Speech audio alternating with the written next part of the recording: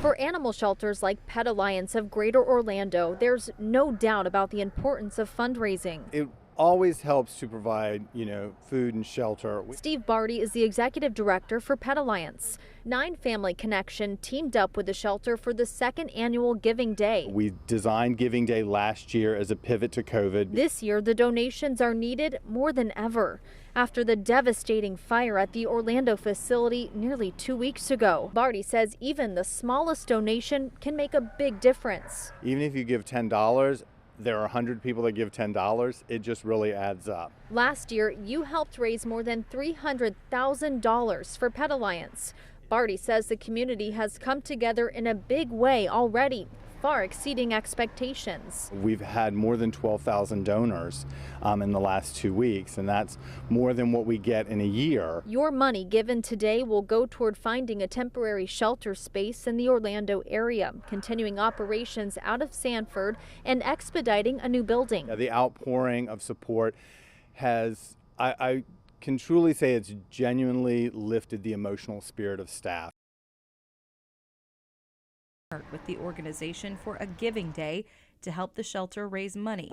All of this footage shot approximately 1 week before it became the scene of breaking news. There are animals in there that you're charged to care for and you can't go in. So we certainly, couldn't envision standing there watching the building burn. Firefighters were able to get all of the dogs out, but the fire's proximity to the cat cages made it too dangerous. Though several cats were pulled out alive the next day, 17 didn't make it.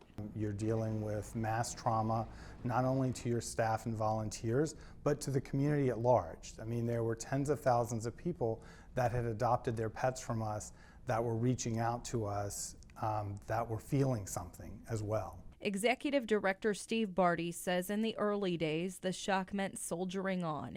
He and I walked through the charred kennels a week later, knowing this is so much more than just a building to the people who worked, volunteered, or adopted here. There were staff that had worked there 5, 10, 15, even 20 years in that building, and you become attached to a physical space because of the work you're doing. And that work didn't stop. Pet Alliance shifted its operations to its second location in Sanford, but that severely limited intake, cutting the number of animals served per month from around 500 pre-fire to around 200. You have a pie, and if you take a piece out, but you still have the same number of people wanting to share the pie, you have less pie to share. And that has meant a strain on other agencies, too. We're the only physical shelter in Orange County is a burden I don't think people quite realize the depth of. Though Pet Alliance partnered with Osceola and Seminole counties as well, no one feels the pinch more than Orange County Animal Services,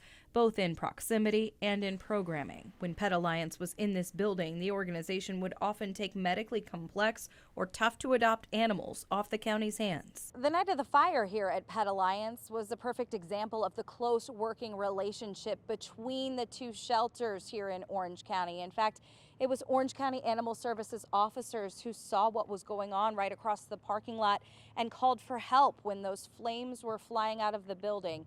And since Pet Alliance's shelter closed that night, and they no longer have the ability to just walk animals across the parking lot when they need additional help, it's created a huge gap.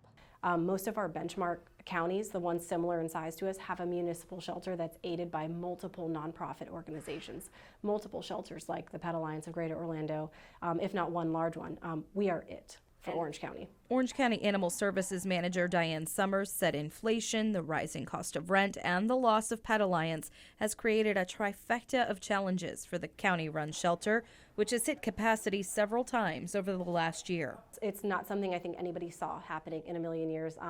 I remember that day so vividly, waking up and seeing pictures and video and everything, and it shocked me. It made me sick. For the animals that were there, for their staff, and then, slowly over time, I think realizing what it meant for us and our operation as well. Orange County has been able to move some of its programming that was previously attached to Pet Alliance to other partner veterinary offices, knowing it'll be some time before the private shelter has a presence for dogs in Orange County. That's where this land comes in. We were fortunate that we had made the decision a couple of years prior to the fire. We purchased land on John Young Parkway. We knew the county wanted our building and our space to build a bigger animal shelter. Inside Bardy's temporary office, there are pieces of the old Pet Alliance and very rough plans for what a new shelter footprint could look like. These new initial renderings give an idea of what will greet potential adopters in that new facility. It will double the medical space, have air conditioning, and a space for certain dog breeds that take longer to be adopted. The outpouring of support from the community post-fire bolstered a capital fundraising campaign that was already in progress. The land was $4 million, and the total project is estimated to be $14 million. So it's not going to be just kind of the same old Pet Alliance. There's going to be, a real focus on the animals that we bring in that are harder for people to work with.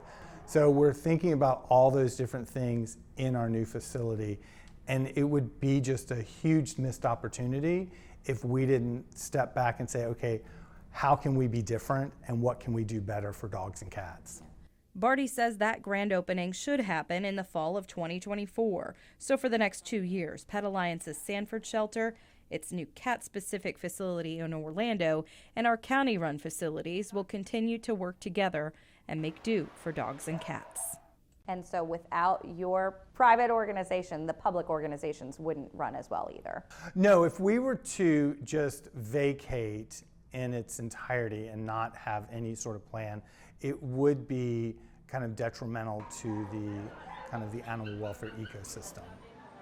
Pet Alliance owned its building in Orlando, but leased the land that it sat on from Orange County. Now, in September, the county asked Pet Alliance to terminate its lease and transfer ownership of the building in exchange for $1 million. Half of that money is in the form of a matching grant, meaning Pet Alliance has to fundraise $500,000 between now and the end of the year in order to receive that payment.